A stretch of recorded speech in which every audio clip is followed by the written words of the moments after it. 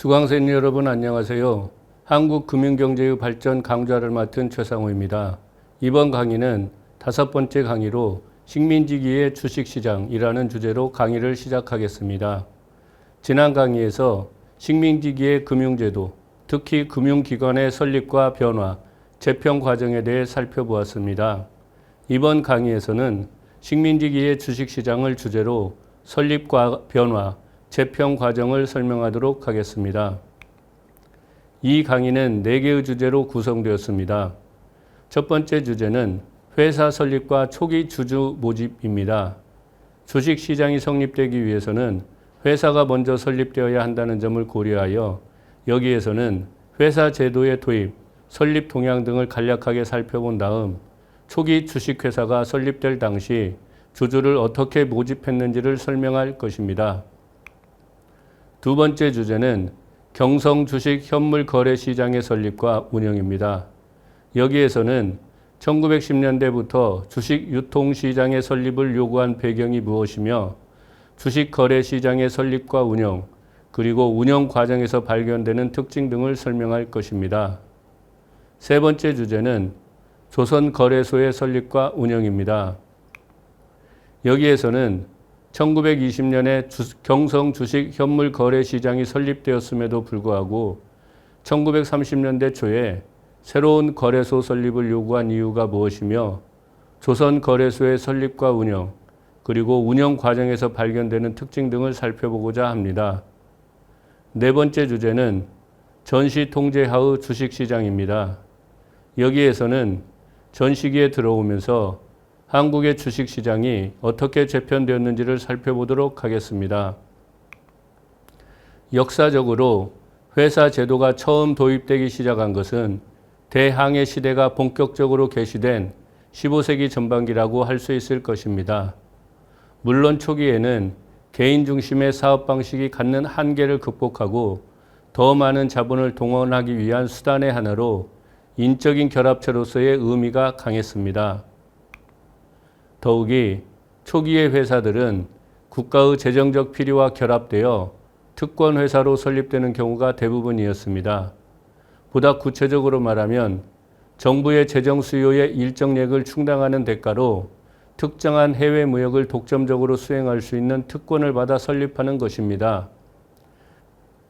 가령 16세기에서 17세기에 걸쳐 설립된 러시아 회사, 레반트 회사, 동인도 회사, 왕립 아프리카 회사, 남해 회사 등은 전부 특정 지역과의 대무역을 독점적으로 수행하는 조건으로 설립된 특권 회사들이었습니다.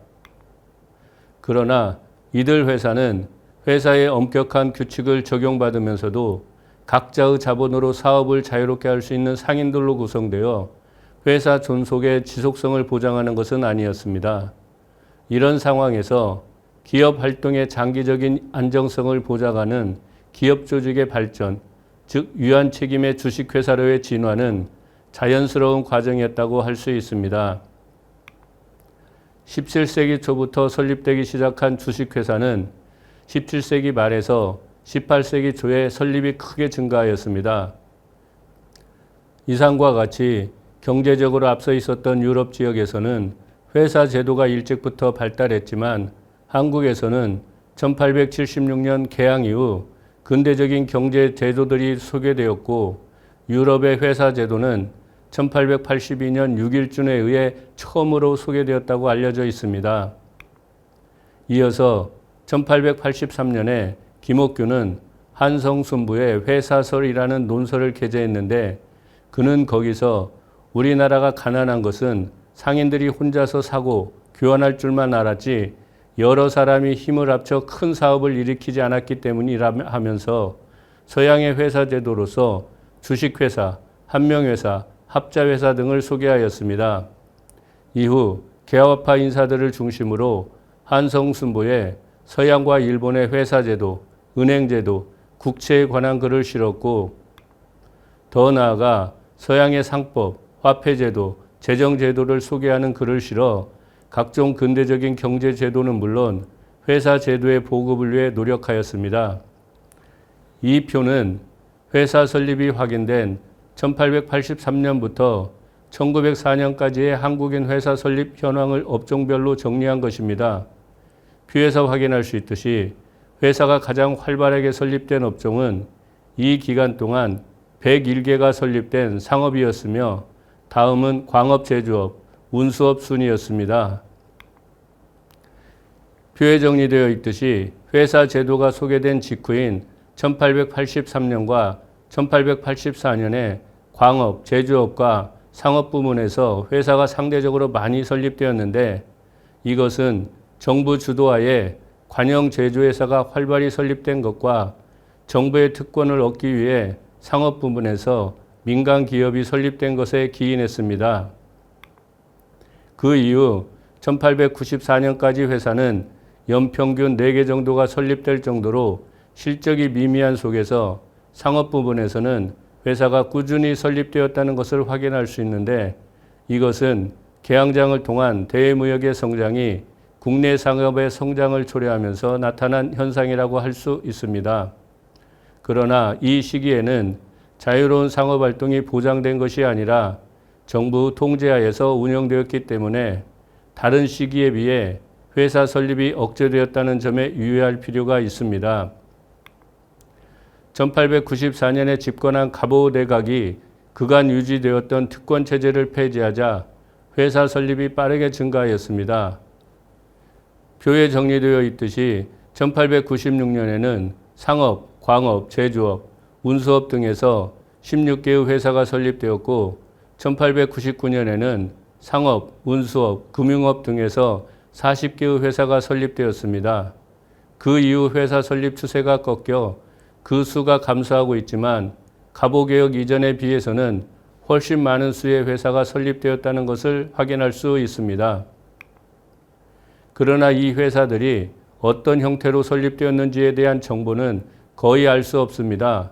다시 말하면 이 시기에 설립된 회사들이 한명회사로 설립되었는지 합자회사로 설립되었는지 아니면 주식회사로 설립되었는지를 알 수 없습니다.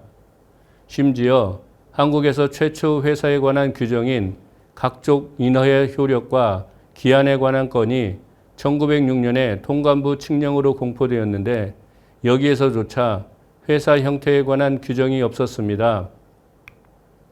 그렇지만 다행히도 1899년에 주식회사 형태로 설립된 대한천인은행의 경우에는 회사 설립에 관한 자료가 남아있어 회사 설립에 필요한 자본금을 즉 주주들을 어떻게 모집했는지에 대한 정보를 확인할 수 있습니다.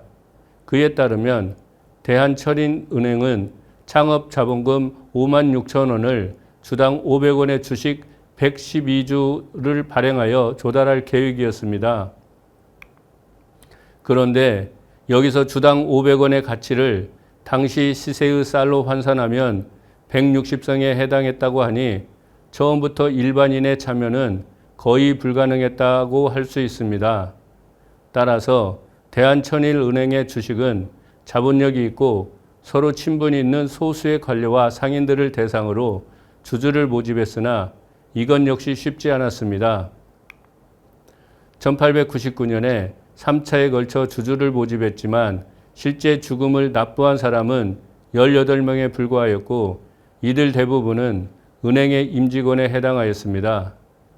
1902년에 영친왕이 제2대 은행장으로 취임하고 황실의 직접적인 후원이 뒤따르면서 사회적 신뢰가 높아지자 주주의 수와 자본금 납입이 크게 증가하였습니다.